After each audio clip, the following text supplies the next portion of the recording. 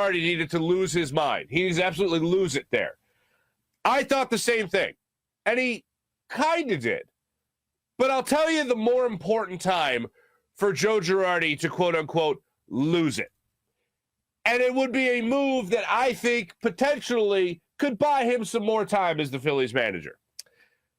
When Jeurys Familla, in the 10th inning, failed to cover first base, leading to a throw from Rhys Hoskins that he probably should have just eaten because there's no way they were getting a runner. When Jeurys Familla made that play, or failed to make that play, rather, Joe Girardi should just have walked out and, get out. You're done. See you later. Keep on walking. Go ahead. You know what? I'll be kind. Take a shower. Then pack your crap. You're out. See you later. You have zero value to this team other than being a body. You can talk about the play in the 4th inning all you want for Joe Girardi to lose it. That's the play Joe Girardi should have absolutely gone bonkers on, to show that he at least had a pulse when it came to his team making mistakes and not potentially an umpire making a mistake. After the game, and I'll let you hear it, Joe Girardi actually said that Jeurys Familla had to make that play. Like, it wasn't a matter of, like, him trying to take responsibility. Hey, it's tough. It's a tough game. Baseball's hard, whatever. He didn't say anything like that. He flat out said that Jeurys has got to make that play.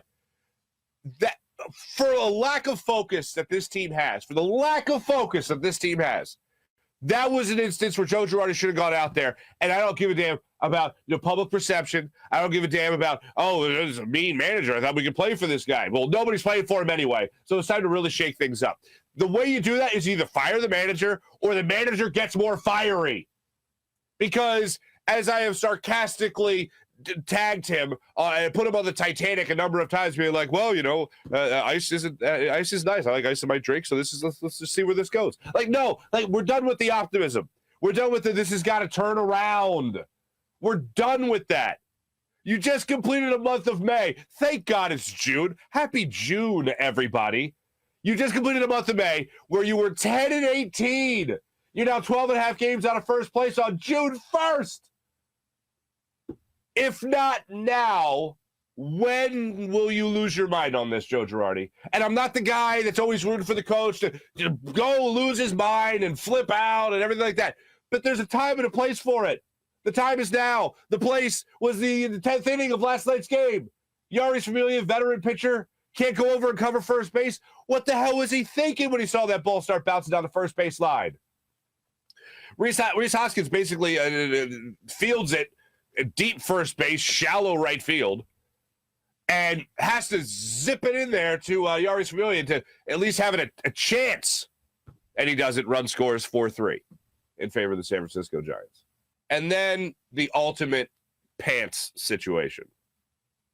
Now, I've learned that pants is actually a British term for something that's really good.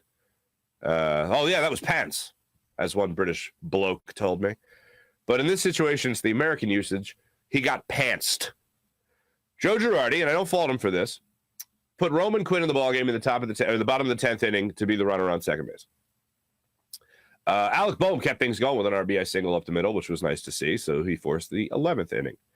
Phillies then later get a bases-loaded situation. Who comes to the plate but Roman Quinn? Why did he come to the plate?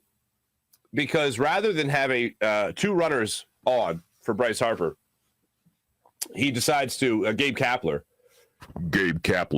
decides to say, you know what, Bryce, you're presenting too beautifully for me. I'd rather you just trot down the first base line and load the bases. I'd rather face Roman Quinn, who I am pretty sure will present less beautifully.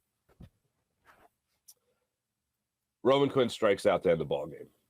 Now, people have argued against this strategy before, but I think if you're going to face a weaker opponent, face the weaker opponent. If you have a bag open, go ahead and do that. And that's exactly what Gabe Kapler did last night. And he pantsed Joe Girardi. Saying, guess what? This is going to come back to bite you in the ass. And it came back to bite him in the ass.